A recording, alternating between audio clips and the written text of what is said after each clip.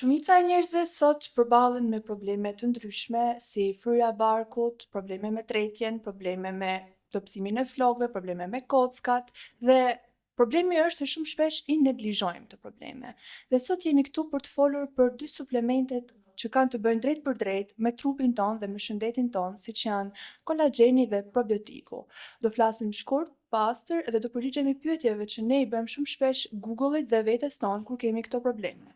Dhe për diskutuar këtë temë, kam të ftuar farmacisten Silvana Cvaj, e cila është një farmaciste me shumë eksperiencë, sidomos në fushën e suplementeve dhe shëndetit të përditshëm. Për mendimin tim, puna juaj është një mision shumë i rëndësishëm në jetën tonë.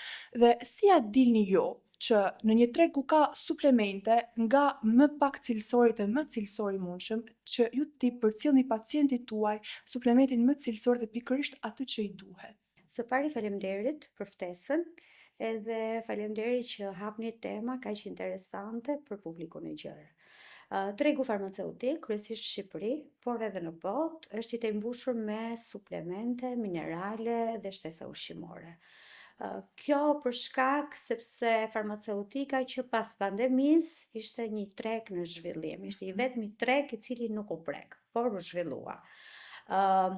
Unë nuk do të thoja që ka produkte jo cilësore në treg, por jo, njerëzit janë të ndryshëm dhe jo çdo njeri ka specifika të ndryshme për të marrë suplementet. Një suplement që të jetë i mirë duhet të përmbajë disa preparate, nuk mund të jetë vetëm me një element, për shembull në rastin e kolagjenin ka kolagjene shumë të mira tregu farmaceutik, por nuk mund të ketë vetëm kolagjen. Kur një suplement është i pasur dhe me elemente të tjerë, vitamina, minerale, ose në rastin e kolagjenit të Skin Pros, përmban dhe biotin, ne marrim elementet e nevojshëm për strukturën e organizmit tonë. Kolagjeni është proteina kryesore e indit të lëkurës, por edhe indit muskulor, indit të lidhës, edhe shumë indeve të tjera. Dhe bën pjesë në disa procese metabolike. Duke u kombinuar, kjo protein është akoma më e mirë për organizmin tonë. Kur fillon të bjerë kolagjeni në trup dhe çfarë ndryshimesh fillon të ketë personi? Kolagjeni është proteina kryesore e organizmit tonë dhe pas të 20-ave ose pas të 25-ave, moshën 25 vjeçare, fillon dhe bie kjo protein. Ndryshimet e para janë në flok, në thonjë, në lëkurë dhe në artikulacione, edhe në muskuj. Çështja është që jo në çdo njeri bie në sasinë e duhur kolagjeni. Për të rënë kolagjeni ndikojnë edhe disa faktorë të tjerë, stresi oksidativ, ushqyerja, rrezatimi diellor dhe shumë faktorë të tjerë. Kështu që marrja e kolagjenit duhet që në fazat e para të jetës, që në 25 vjeç edhe më lart. Kolagjenin mund ta marrësh duke ngrënë mishviçi ose duke ngrënë ushqime të ndryshme. A mjafton ushqyerja për të marrë kolagjenin e nevojshëm apo duhen suplemente? Ajo që kam thënë unë gjithmonë në praktikën time profesionale është që ushqyerja e shëndetshme është baza për një jetesë e mirë. Por ne nuk e dimë se si po ushqehemi me produkte që ne konsumojmë. Jo çdo produkt që ne marrim nuk i ka, domethënë Shqipëria ka edhe një problem tjetër, që nutrientët në çdo paketim nuk e dimë se sa të saktë janë. Dhe ndaj, suplementet janë si shtesë ushqimore për këtë dietë, por suplementet nuk zëvendësojnë dietën ushqimore. Për shembull, në momentin që ne marrim kolagjen, nuk do të thotë që ne nuk do të ham, nuk do të konsumojmë mishin, lëngun e kockave dhe të tjerë. Kolagjeni është shtesë ushqimore, sepse ne me mishin që konsumojmë gjatë një diete tonë ushqimore, gjatë një jave, nuk janë nutrientët e mjaftueshëm të marrë sasinë e duhur të kolagjenit, vitaminave apo mineraleve nga ato ushqime. Sot rinia ose gjithë ne drejtohemi drejt ushqimeve të procesuara. Ushqimet e procesuara nuk përmbajnë sasinë e duhur të mikro dhe makronutrientëve. Folëm për kolagjenin, por një Suplement tjetër i cili është një trend, me thënë të drejtën kohët e fundit, dhe jo vetëm në formë suplementi, por edhe në formë edukimi të audiencës për pjesën e këtij faktori është probiotiku. Çfarë është probiotiku në të vërtetë dhe si lidhet me shëndetin tonë të përditshëm? Ë, Zora jonë është truri ynë i dytë dhe një mikrobiome e shëndetshme bën që gjithë organizmi të jetë më i shëndetshëm. Kjo për shkak se stresit oksidativ, ushqimeve të procesuara dhe elementeve të tjerë, mikrobioma jonë fillon dhe prishet dhe fillojnë dhe ndodhin procese të tjera inflamatore në organizëm. Një probiotik i mirë bën që kjo zorë, këto procese inflamatore, inflamacioni në zorë të ulet dhe zora të funksionojë më mirë. Kështu që duke funksionuar zora më mirë, në të gjithë të suplemente ose shtesa ushqimore ose ushqim që ne konsumojmë, bëjnë që nga zora të përthithen dhe të shkojnë në receptorët e duhur në organizëm. Në momentin që ne kemi një zorë jo të shëndetshme, sado suplemente, sado jetë të shëndetshme në thonjza të bëjmë ne nuk i thithim mirë elementët Po, metabolik. domethënë nëse nuk kemi një zorë të shëndetshme, suplementet shkurt nuk funksionojnë. Jo, nuk funksionojnë. Nëse unë e marr probiotikun si suplement, a e përthith zora suplementin në këtë rast, pra probiotikun, edhe pse ka probleme me mikrobiomin e saj? Probiotiku në çdo fazë ndihmon shumë, sepse probiotiku i Skim Pro, përveç pre dhe probiotik, përmban dhe atë farën e akaçes, e cila mirë që i rregullon këto bakteret e mira në organizëm, po i bën që ti ushqen dhe këto të jenë akoma më aktive në krahasim me mikrobet, me bakteret jo të mira në zorë, dhe kjo është një luftë e brendshme e cila fiton e mira, Po, pra duke e ndihmuar nga jashtë. pra qelsi për të funksionuar Zora është probiotiku. është probiotiku. Një nga faktorët kryesorë që të funksionojë zora, përveç jetës së shëndetshme, do të thënë, mëngjesi është shumë i rëndësishëm në një dietë ushqimore, aktiviteti fizik, konsumimi i ujit. Ne duhet të pijmë çdo ditë 2 litra, 2 litër e gjys ujë në ditë. Por suplementi është një ndihmë shumë e madhe nga jashtë. Kuptoj. Sot problemi më i madh për pjesën e tretjes edhe të funksionimit të sistemit të tretjes është ushqyerja e jashtënetshme. E pikërisht sot njerëzit kanë shumë probleme me fyerjen e barkut, probleme me kapsllëkun sepse hajnë ushqime të shpejta, ushqime që në të vërtetë mund duken të shëndetshme ose të mira, por në fakt krijojnë shumë probleme me pjesën e tretjes.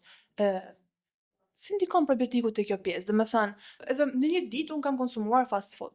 Dhe pas konsumimit un pi probiotik. Si ndikon kjo? Ajo e gabuara është që probiotiku me një kapsul, me 2 kapsula dhe me një javë, ne nuk ndjejmë asgjë. Asnjë suplement nuk e ka shkopin magjik ose fuqinë magjike që ty ose neve të gjithëve bashkë, pas një diete jo të shëndetshme, të na bëjë mrekullira.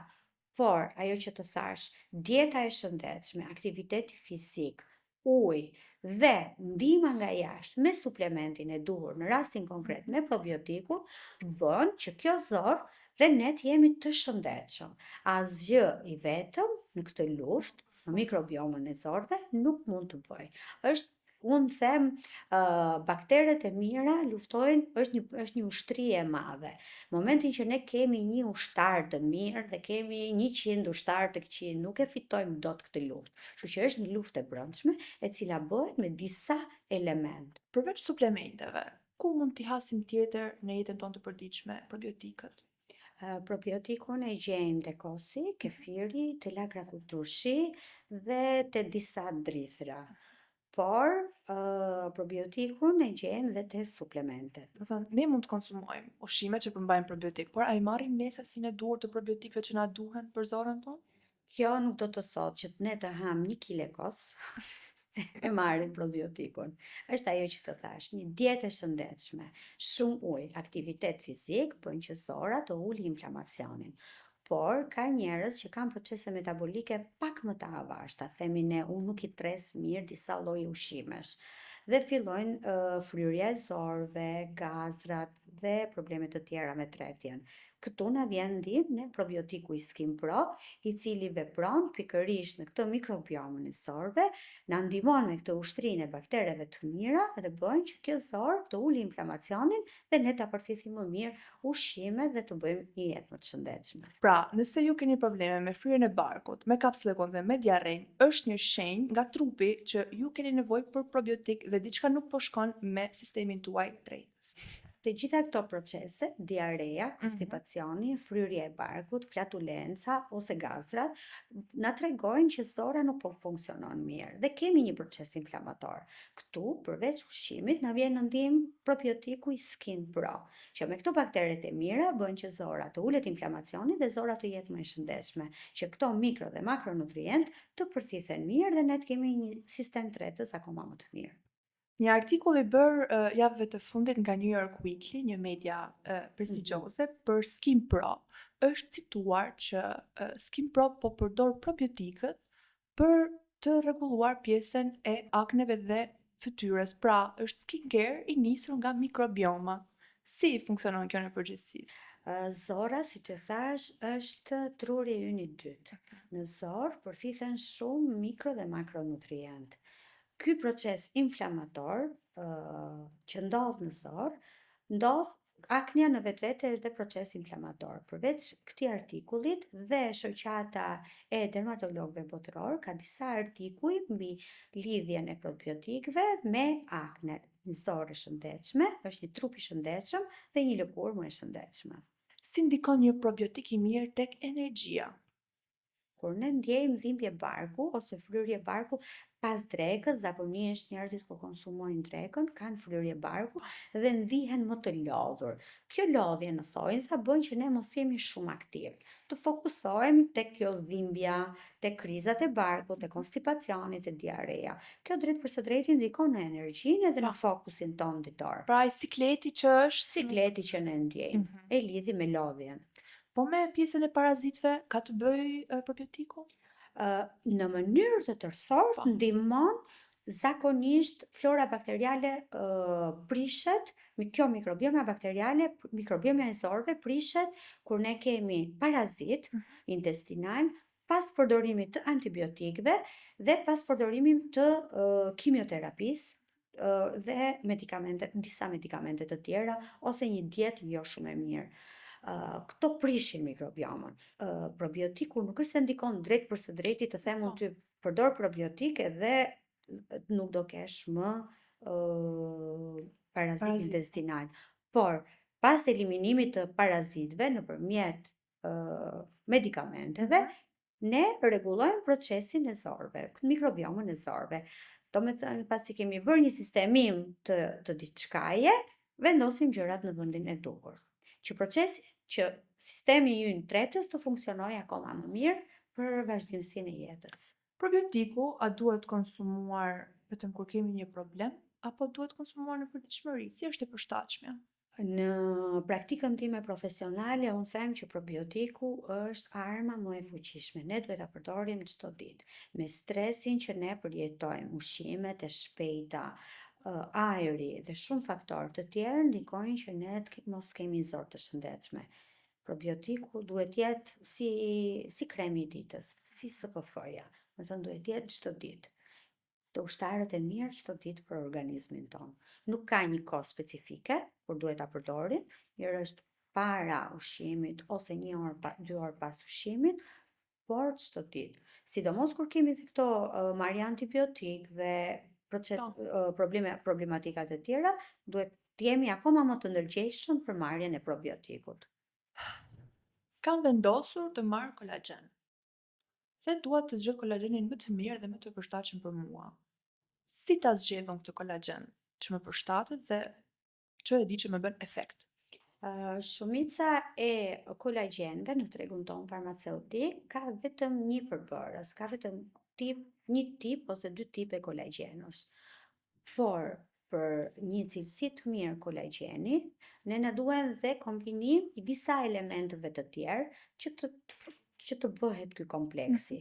Kolagjeni Skin Pro, përveç kolagjenit të tipit të parë, përmban dhe kompleks të vitaminave B, kompleks të vitaminës E dhe biotin, i cili na ndihmon në flok më të shëndetshëm, thonjë më të fortë, lëkurë më të pritshme dhe në artikulacion. Sa ndikon në të vërtet formulimi dhe përbërja tek efekti real i suplementit? Formulimi dhe përbërja ndikon shumë.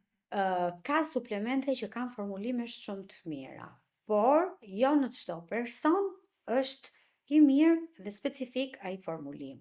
Është ajo që të thash, në momentin që ne kemi një zorë jo shumë të shëndetshme ose kemi probleme të tjera, këto element ose makro element ne nuk na përfiten. Dhe ne shpeshherë themi, unë e kam përdor X suplement, por nuk më ka bërë asgjë.